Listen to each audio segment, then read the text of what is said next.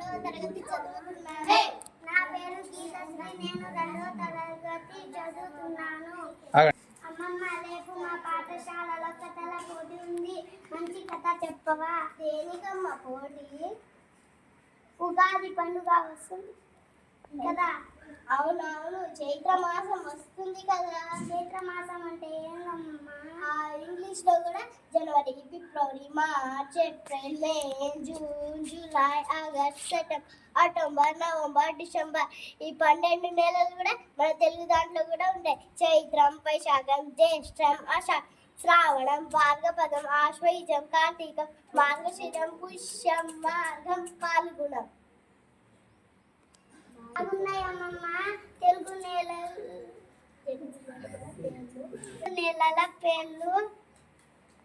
ఉగాది పండుగ శుభాకాంక్షలు.